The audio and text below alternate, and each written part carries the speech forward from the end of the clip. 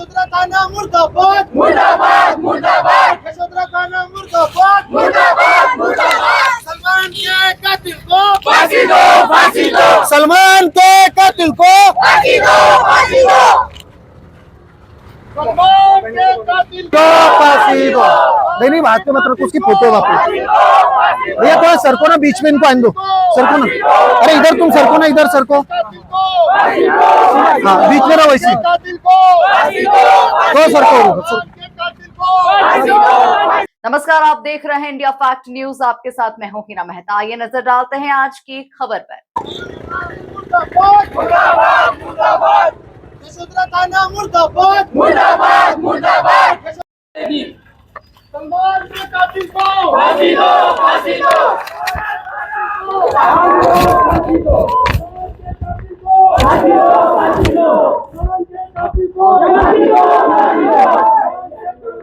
फांसी दो फांसी दो फांसी दो फांसी दो। सलमान के कातिल फांसी दो फांसी दो फांसी दो फांसी दो। यशोधरा खाना मुर्दाबाद मुर्दाबाद मुर्दाबाद। यशोधरा खाना मुर्दाबाद मुर्दाबाद मुर्दाबाद। दीपक पाटिल मुर्दाबाद मुर्दाबाद मुर्दाबाद। दीपक पाटिल मुर्दाबाद मुर्दाबाद मुर्दाबाद। दीपक पाटिल मुर्दाबाद मुर्दाबाद मुर्दाबाद। यशोधरा खाना मुर्दाबाद मुर्दाबाद मुर्दाबाद। दोस्तों, इंडिया फैक्ट न्यूज़ में आपका स्वागत। मैं ख्वाजा कबीर नागपुर के यशोधरा नगर पुलिस स्टेशन में मौजूद हूं। जैसे आपको मालूम है, कल एक मर्डर इस एरिया में हुआ था। सलमान नाम का बच्चा एक था, 22 वर्षीय बच्चा था, जिसके कातिल को अरेस्ट कर लिया गया था। और कोर्ट के अंदर में क्या हादसा पेश आया है उसको देखते हुए यहाँ बहुत सारी पब्लिक स्टेशन में आई थी। सबसे पहले बच्चे के वालिद यहाँ पे मौजूद है, उनसे बात करेंगे। सबसे पहले ये बताइए, आप लोग पुलिस स्टेशन में आए किस लिए आए थे?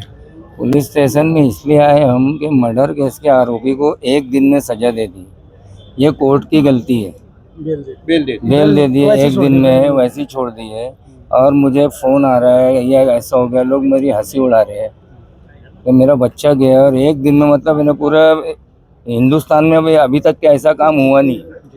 हल्का सा मार भी लगता है, 307 324 वगैरह भी होता है, तो उसके लिए मतलब इन्हें जेल पास कर देते हैं।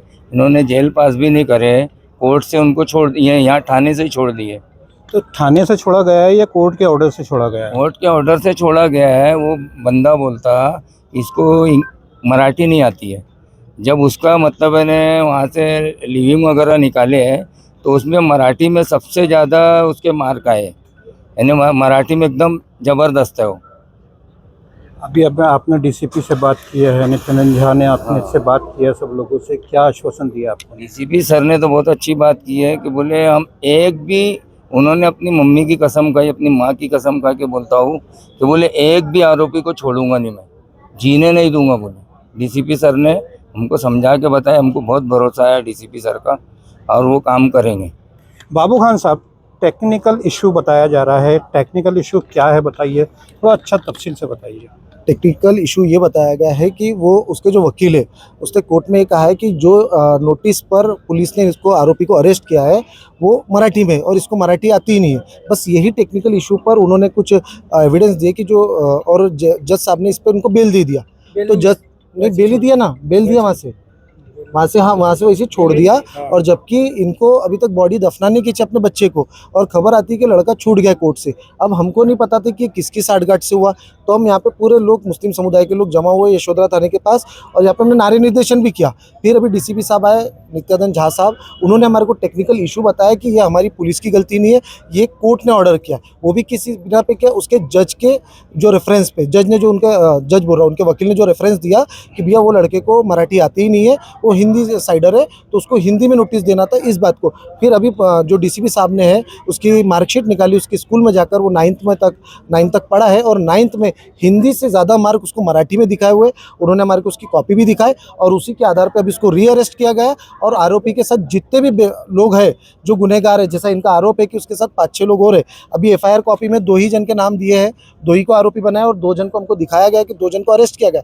आगे जो इसके साथ जितने भी लोग लिप्त है, चाहे वो चाकू देने पे हो या उनको संरक्षण में जिन्होंने उसको अपने घर में छुपाया, ऐसे सभी लोगों को वो आरोपी बनाने वाले हो, और इस केस में अच्छी ठुकाई भी करने वाले, ऐसा आश्वासन उन्होंने हमें दिया है।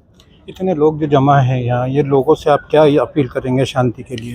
अभी हम सभी लोगों से यही अपील करेंगे कि पुलिस प्रशासन पर हमें भरोसा है। जिस तरह डीसीपी साहब ने हमको समझाया कि मैं आरोपी की अच्छे से ठुकाई करूंगी, यही शब्दों में उन्होंने हमको समझाया, तो हम लोगों से यही अपील करेंगे कि 2-4 दिन सभी लोगों ने शांति बनाए रखे। हमें कल जो मेन डिटेल देंगे और जितने भी इसमें और आरोपी है कोर्ट में जब उसे कल पेश करेंगे, बाकी आरोपियों को भी वो उठा के लाएंगे और उनको अरेस्ट करेंगे। यहाँ पे यूनुस शेख साहब जो है नया चार्ज लिए है, अभी 4 से 5 दिन हो रहे हैं, कैसा सहयोग रहेगा आप लोगों का उनके साथ? बिल्कुल अच्छा सहयोग रहेगा। डीसी हमारे को पीआई साहब का जिस बारे में अभी माहिती मिली है, सभी जितने भी थाने में जितने भी कर्मचारी उन्होंने बताया कि यूनुस साहब जो यहाँ के पीआई बहुत अच्छे हैं। अब वो 5 दिन हुए आए हुए, हमारा भी उनसे बराबर परिचय नहीं है और अभी हम लोग उनसे परिचय भी करेंगे अच्छे से और उनको अच्छा सहयोग भी करेंगे।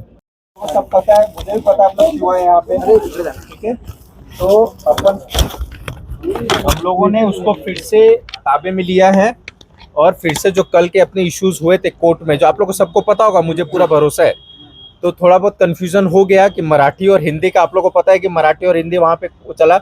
आज हम लोगों ने उसी स्कूल के हेडमास्टर से ये लिखवा के लिया है कि उसने जो क्लास में जो पढ़ा था क्लास 9 तक, उसमें मराठी भी उसने पढ़ा है।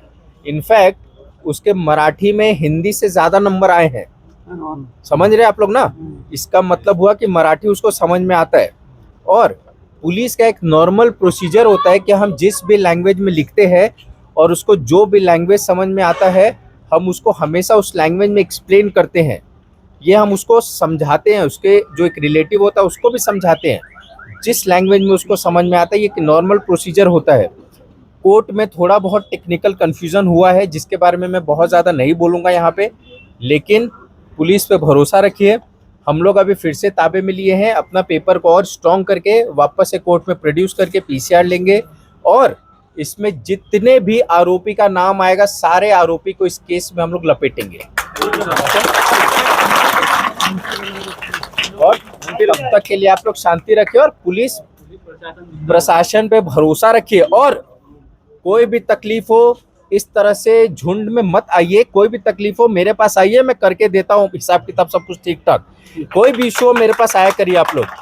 ऐसे एकदम पैनिक करके सडनली वो होना, सोसाइटी में एक मैसेज जाता है कि कुछ तो गड़बड़ हुआ है, जो कि एज सच कोई गड़बड़ी नहीं हुआ है। टेक्निकल इशू आप लोग को समझ में आना चाहिए कि कभी कभी कोर्ट में होता है प्रोसीजर, लेकिन अपन उस चीज़ को, जो लीगल ल्यूमिनरी जिसको हम बोलते हैं, जो जिसको ज्ञान होता है कानून का, उनसे हम सजेशन लेके अपन चीज़ों को इम्प्रूव करते हैं। तो अपन इस केस में भी व्यवस्थित करेंगे। मुझे उम्मीद है कि आप लोग इस बात को सुन के आप लोग के मन में जो भी दुविधाएं होंगी वो दूर होंगे और हम पे भरोसा रखो, अपन करेंगे व्यवस्थित। ठीक है, हमको भी उम्मीद है कि आप सलमान के केस में पूरी तरीके से हमको इंसाफ दिलाओ। डोंट वरी, मैं इतना ही बोलूंगा, डोंट वरी। ठीक है, मैं करके देता हूँ।